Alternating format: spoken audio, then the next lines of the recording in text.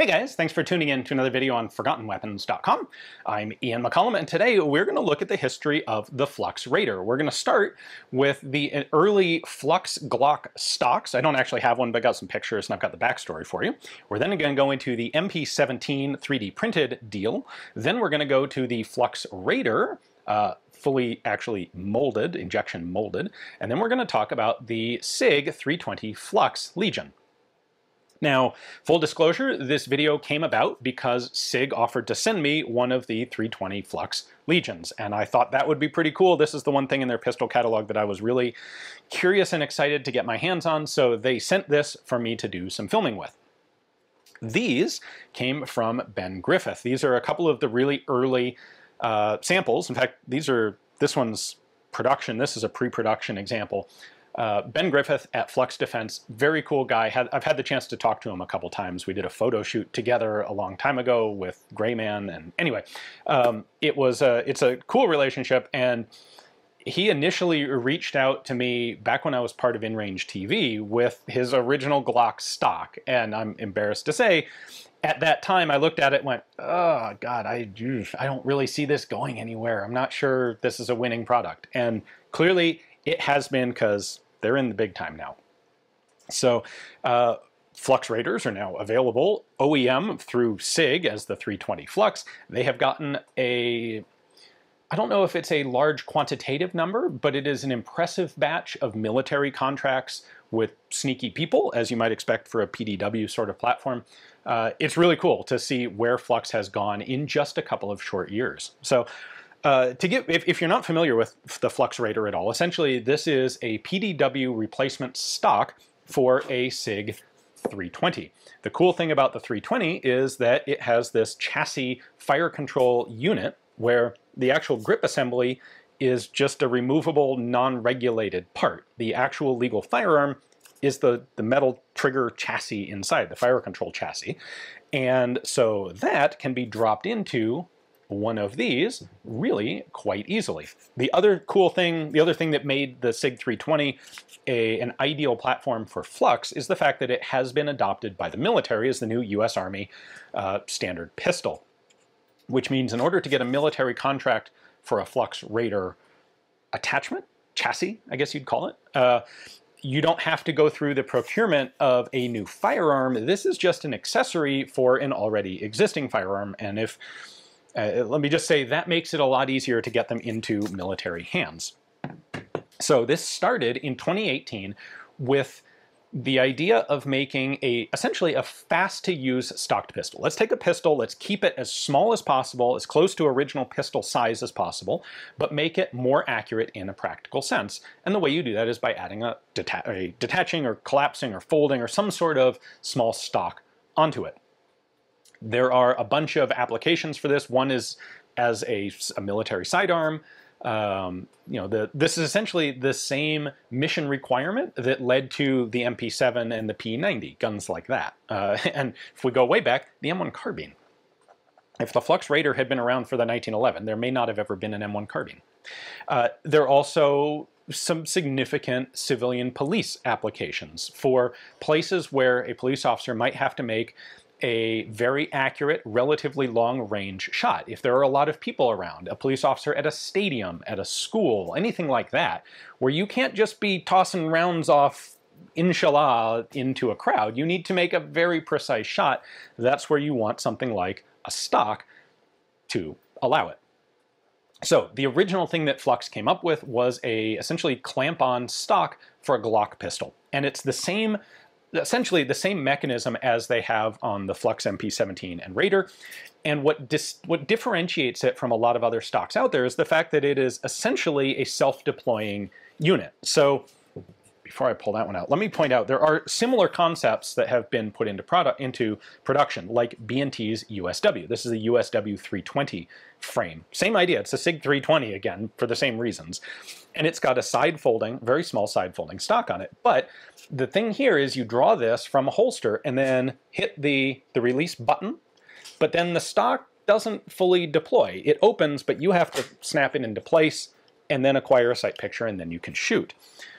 what Ben and Flux wanted is something that was faster, something that would essentially, you could deploy the stock while drawing the gun from a holster, and so they spring-loaded the whole thing like that. This snaps into a fully locked position when you just push the release lever here. It's really fast, and it's really quite small. This adds quite little to the overall bulk of a pistol. So their first product was this sort of stock for a Glock pistol, and it was just, you'd like attach it to the back of a Glock, and presto, you have a stock pistol. But what they really wanted to do was get something that was more of a PDW platform, something that would allow you to mount optics as well, something that would give you more purchase on the gun. And one of the really cool things in this whole package is the ability to actually carry additional ammunition on the gun beyond just the one magazine that's loaded in it. So when they tried to do some of that stuff to Glocks, they ran into issues. The Glock frame is exceptionally well engineered to be a semi-auto pistol frame. It is not well designed to mount things like optics and magazine attachments to, because it's relatively flexible. And that has, like, that's intentional. It needs to be that way for the Glock to be as reliable and as shootable as it is, but it's not the greatest platform for a PDW. So this is in 2018 when Flux starts with their Glock braces. They pretty quickly transition from using Glock as a base platform to using the SIG 320 for all the reasons that we've gone through. So they introduced the Glock stocks at, I believe it was at SHOT Show 2019, and that they don't stop. They keep working on what will become their first full chassis system, and that is the MP17, and it's developed for the M17, the SIG 320 in military service. So this is introduced at SHOT Show in 2020, and it's got a lot of cool features. So let's take a moment and take a closer look at the MP17.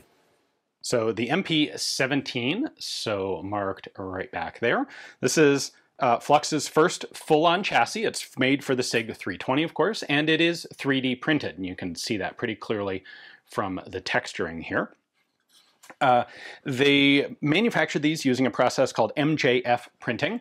It was pretty good. It allowed them to do, as you can see, a very complex design. There's a lot of features going on here, but it requires some metal reinforcing. We'll talk about that in a moment. But first, the three main elements to this. You have what would normally be like a regular pistol frame in here. This guy, you got your grip, the elements up here where you would actually pin all of the working parts of the SIG in place. But then you have this magazine carrier. They are very adamant that this is not a grip. There are definitely some NFA, AOW sort of issues that come up with a design like this, and they were tiptoeing their way around lots of advice from lawyers.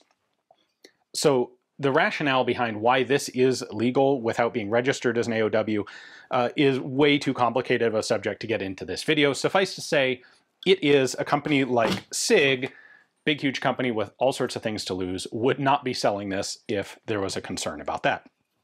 But the purpose of this was not to act as a front grip, but to stow a second magazine. And the way they did that is by having two tensioning tabs here on the sides. So you could be shooting, bang, bang, bang, and when you want another magazine, you just pull this out. It's tight enough that it requires a bit of a yank. It's not going to fall out when it's shooting, and then you can drop it into the gun and continue. So that's one thing. Now, of course, if this is registered as a short-barreled rifle, no problem at all to use that as a front grip, and it is relatively convenient to do so. Secondly, speaking of which, they put a pistol brace on the back, but we have this deployment lever right there. Push that in, boing. You can see there's a pretty stout little spring right there at the back. This snaps into place, and that is your arm brace, unless, again, you register it and convert that into an actual stock. Of course, for military contracts, for military applications, that is definitely being used, going to become a stock. So there's a lever right here that locks this in place. You can see the locking notch for it right there. And it's not tensioned until it gets to the very back there. When you recompress it, you push it in lock it in place, and then it's ready to deploy again. So in this configuration, it's not that much bigger than just a standard pistol. And the third element that you get is optics mounting. Rather than mounting optics on the slide where they're going to reciprocate, you get a fixed, stable optics mount. And the way they did that on this is with a mounting plate with holes for, to be honest, I'm not sure exactly which pattern this one is set up for, but you get a steel plate up here, mounts your optic. And then because it's 3D printed, you've got metal bracing here, and right here, this one goes onto the inside. That's all there to ensure that everything here is rigid, the optic retains 0, and it's nice and durable. So that is the MP17, the first product they did. By the way, you've also got a QD socket right there for a sling. They never did do a left-handed version of this, unfortunately, but. Now the MP17 was always intended as a bootstrap, as a stepping stone. It's all 3D printed, and you need to, 3D printing is an easy manufacturing process to start into. It's good for small volume. It's good sometimes for medium volume. Flux was doing quite a lot of production. They made about 350 of the MP17s. But they knew that where they needed to get to was actually having an injection mold to make these as molded items instead of 3D printed. That's going to allow faster manufacture. It's going to allow higher quality. You saw the steel that's on the MP17 to reinforce it and make everything stable and hold 0 and work. They were able to get away from that by developing a mold with a few product improvements, and that became the SIG Raider. And that's what we have here, is one of the pre-production Raider frames. So let's just take a closer look. Let me show you the changes from the MP17 to the Raider, because this is what they offer now, and it's definitely better. Okay, now our Raider, as identified by Raider there on the side. At a glance, this looks like the same thing, but if I bring in our MP17 chassis here, there are actually a substantial number of improvements and changes that were made, and the Raider is a much better system. So first of all, and most fundamentally, this is now a single molded component. And those of you who have some background in polymer molding will recognize that, holy crap, this is a complex mold shape. Now, this one has some other parts installed in it, but just the base frame here is very complex. And it's not molded using sort of the generic 30% glass-filled nylon that you see in most of the firearms industry. That material is great for things like pistol frames. It's flexible, it's durable, it doesn't degrade over time. But for something like this, that 30% nylon, glass-filled nylon isn't good enough, for example, to have the optic retain 0. There's a lot of small walls in here that need to be stronger than the typical material. And so they instead spent some time searching out a pretty, not quite proprietary, but a very specialized polymer that they use to manufacture these. It is, it's more durable, it's more robust, it is a really good solution at a higher cost and decreased availability compared to generic glass-filled nylon. But using that polymer allows them to get rid of all of this metal bracing that you saw back on the original MP17s. So none of that. That lightens it up substantially compared to the MP17. They have replaced the metal optics plate with a piece of molded polymer rail. That's good enough to hold 0 because of the materials that they chose. The stock is essentially the exact same thing. Boink, pops into place, locks out very nicely, and they of course make both pistol braces and true shoulder stocks for these. They have added a safety here, so there's an ambidextrous manual safety. Now the SIG 320 can have a manual safety, but if you mount this fire control unit into a chassis like this, well, there isn't a place for the safety, and even if it was compatible in there, you couldn't reach it. So what you do instead is you use a 320 fire control unit that doesn't have a manual safety, and then Flux designed their own, essentially, trigger block safety that goes on the inside. The original MP17 had no safety on it. They did experiment briefly with essentially a crossbolt button style safety here. That was on a couple prototypes, but never went into real production. Then thirdly, they really improved the magazine stowage system. So of course, the original guns had this tension-based thing. That's fine for a first try, but it's not going to be like the final design. And the thought going into this was, okay, what's the most efficient way to reload with the stowed magazine? What if there was a way that you could use a single magazine release to drop both magazines, so that you could grab this one, say, drop that magazine out, and go straight to loading the spare mag? And so that's exactly what they did by putting almost a bullpup rifle style of magazine release underneath here. So you've still got a button release on the side, and if you just want to eject the main magazine, you can push that and it'll drop out. Of course, if you're right-handed, you push it with your index finger, drops the mag out. You also have an ambidextrous magazine release for the main mag, and it's this lever right there. Push that forward.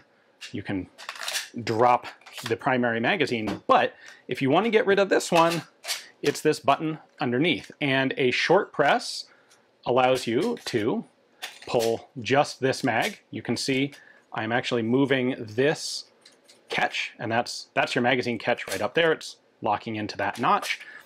If I push it all the way in, it starts pulling this lever with it. Presto, both magazines come out, and you get your really fast reload. All right, and that brings us to the gun that I started this video with, which is the SIG 320 Flux. This is a partnership deal between SIG and Flux Defense, where SIG makes all of the 320 parts, Flux makes the chassis. It kind of makes sense for them to partner up and for SIG to be able to offer a complete firearm in a Flux base. One of the hurdles for Flux Defense up to that point is that they're an accessory manufacturer, but how are people going to find out about the product? It's hard. It's an extra difficult thing at a retail level to say that people ought to try out this cool thing, but in order to try this thing, you have to buy it, and then you have to also go over here and buy a SIG pistol to go in it. Much simpler if there's a complete package sitting on the shelf in a gun store that someone can actually just purchase and try out. And that's what they got with the 320 Flux Legion. It also offered Flux a relatively high volume customer. Like, they know they're going to get a certain amount of business from SIG for these.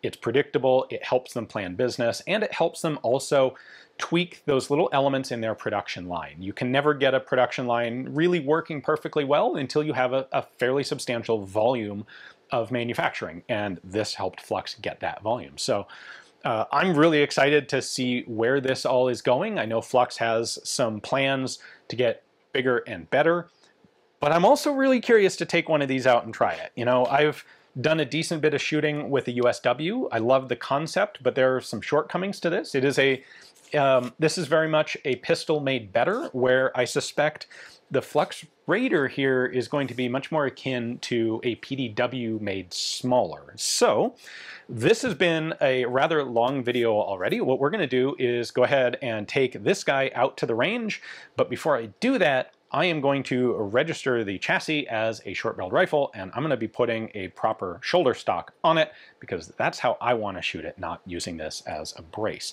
So we're going to have a separate follow-up video out at the range trying this guy out. So if you enjoyed this one, and hopefully you did, stay tuned for that video, and thanks for watching.